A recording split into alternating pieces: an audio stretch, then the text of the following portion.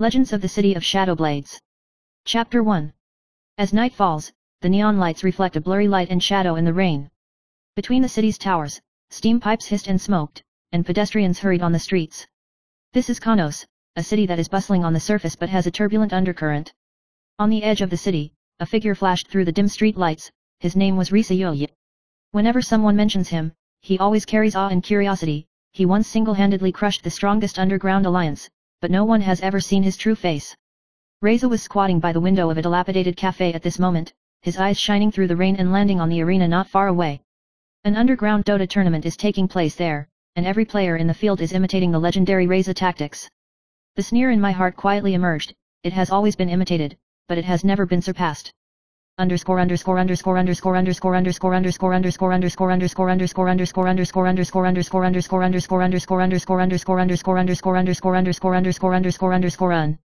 Chapter 2.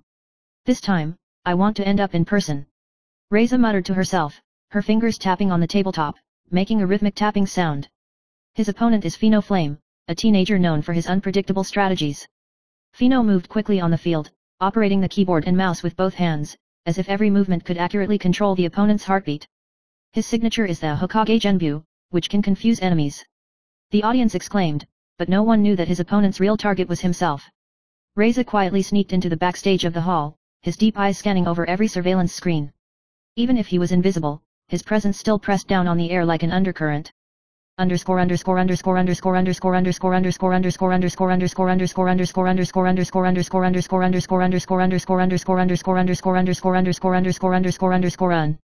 Chapter 3. At the start of the game, Fino took the top lane with lightning speed, while Reza manipulated third-party information in the shadows and fine-tuned the game data as if he were playing a mind game with his opponent. However, just as the situation seems clear, a bizarre character emerges: Tsunalai Hokage, who wears a cloak with shimmering spots of light in the night and holds a strangely shaped sword in her hand. Her appearance made the light on the competition field instantly become eerie. "You are all too naive." Suna's voice was low, but it had the power to penetrate her heart. She doesn't care about the screams of the audience or the constraints of the rules. She has only one goal: to rewrite the legend. Chapter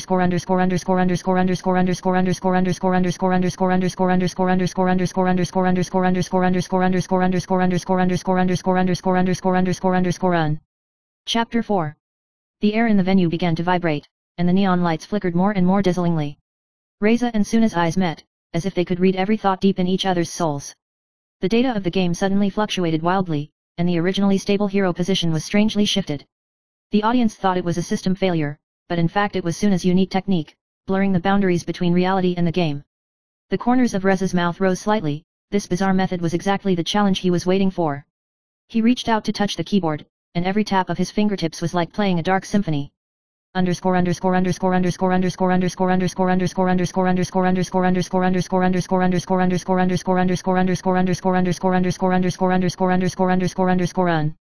Chapter 5. As the game heats up, Fino's Hokage Genbu begins to fail, and the entire arena appears to be distorted by an invisible layer. Suna's shadow flows through the field, and even the sharpest players cannot predict her next move. "This is the limit I have been pursuing," Reza whispered, her eyes flashing with excitement and anticipation.